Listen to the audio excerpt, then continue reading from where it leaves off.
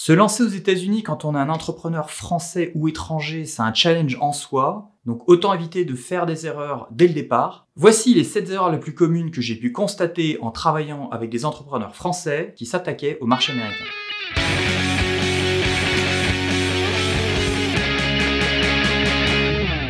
Warketeux, warketeuses, bonjour, bienvenue sur cette chaîne où on parle de marketing, de business et d'entrepreneuriat. Je suis Olivier, entrepreneur à Los Angeles, et aujourd'hui, on va parler des 7 erreurs les plus communes que j'ai pu constater en travaillant avec des entrepreneurs français qui s'attaquaient au marché américain. Quand on est français et qu'on veut se développer aux États-Unis, qu'on ait une grosse ou une petite boîte, dès le départ, autant essayer d'éviter de faire des erreurs parce que ça fait gagner du temps et de l'argent.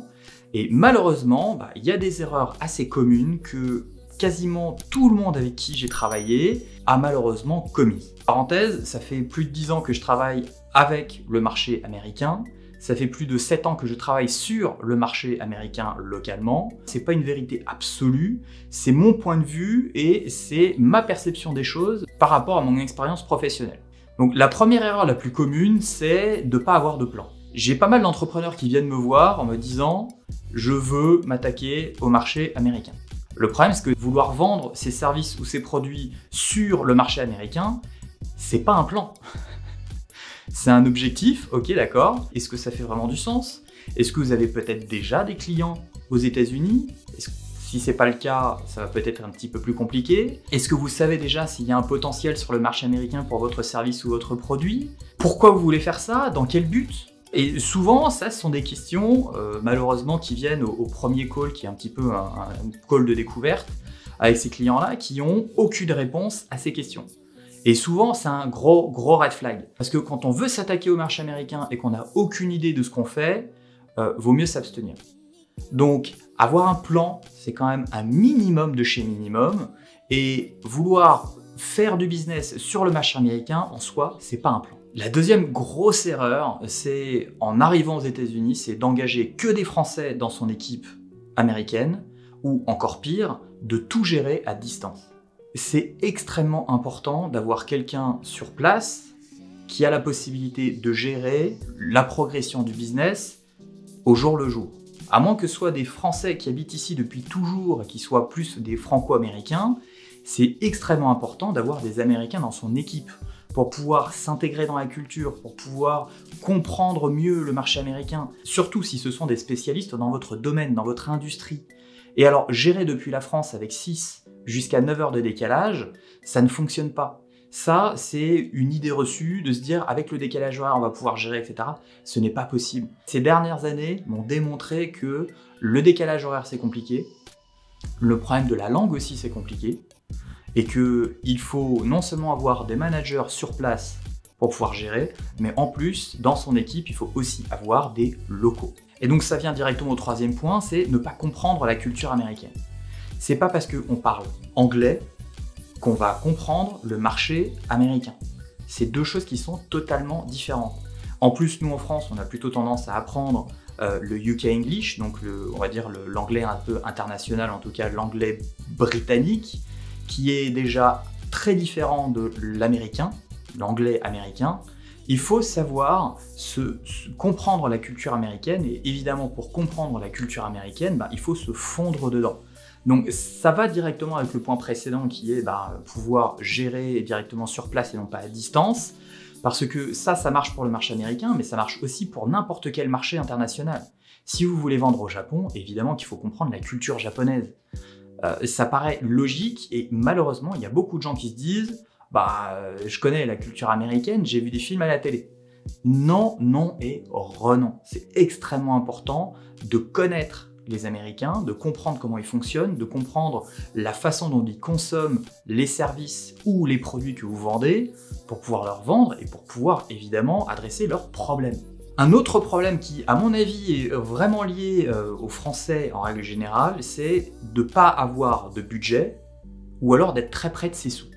Et là, pour le coup, pour travailler beaucoup, mais vraiment beaucoup avec des Français qui se développent aux États-Unis, je ne veux pas dire ça méchamment, mais le Français est quand même un petit peu radin. Quand je dis radin, c'est que ils se rendent pas compte que se développer aux États-Unis, ça demande un effort financier qui est très important. Juste pour vous donner une idée, le marché français et le marché californien, en termes de taille, en termes de, on va dire, PIB, c'est à peu près la même chose. La Californie, c'est juste un État parmi les 50 et quelques qui sont aux États-Unis. Il y a 50 États, plus d'ici, plus des territoires. On va dire 50 pour que ce soit plus simple. Ça ne veut pas forcément dire qu'après il faut faire x50 en termes de budget, en termes d'efforts, etc. Parce que ça dépend de l'industrie, ça dépend de votre produit ou de votre service. Il y a des États qui font plus de sens. Mais de dire je vais arriver aux États-Unis et j'ai pas vraiment de budget ou alors je suis super près de mes sous, c'est un vrai problème. Je dis pas qu'il faut dépenser sans compter et qu'il faut dépenser n'importe comment, c'est pas ce que je dis. Je dis juste que quand on est une entreprise qui veut se lancer aux États-Unis et qu'on est à 2000 balles près, je pense qu'il y a des questions à se poser. C'est rien du tout comparé à tout l'argent que vous allez dépenser juste pour commencer à faire quelque chose d'intéressant sur le marché américain. Avoir un budget confortable, c'est important. Savoir comment dépenser ce budget aussi, c'est super important. Mais si vous êtes à 2000 balles près, est-ce que votre démarche est légitime? Posez-vous la question. Les Américains aussi ont des façons très spécifiques de travailler au quotidien. Et surtout depuis la dernière année avec le Covid, le travail à la maison, c'est quelque chose qui est encore plus commun. Ça l'était déjà avant, mais la flexibilité du travail aux États-Unis, c'est quelque chose qui existe, qui fait partie de la culture, et donc de travailler de chez soi, de pouvoir prendre des matinées off pour pouvoir aller chez le dentiste, etc. Ça, c'est des choses qu'il faut accepter, et le management à la française pour des équipes américaines, ça ne fonctionne pas. Alors après, les Américains, ils travaillent beaucoup, pas toujours très efficacement, faut être clair, mais ils travaillent beaucoup en termes d'heures hebdomadaires, plus que les Français.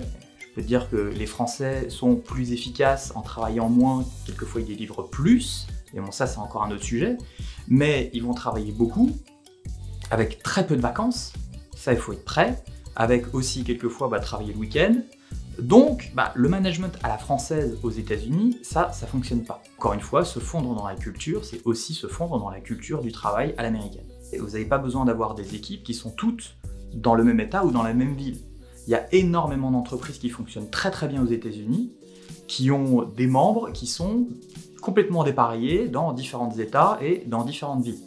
Et vu que les États-Unis, c'est quand même un pays qui est gigantesque, il faut aussi accepter d'avoir des gens qu'on va manager via Zoom, 100% en ligne, qu'on va peut-être pas forcément voir, ou peut-être qu'on va voir une seule fois ou deux fois dans l'année, ce qui sera déjà pas si mal.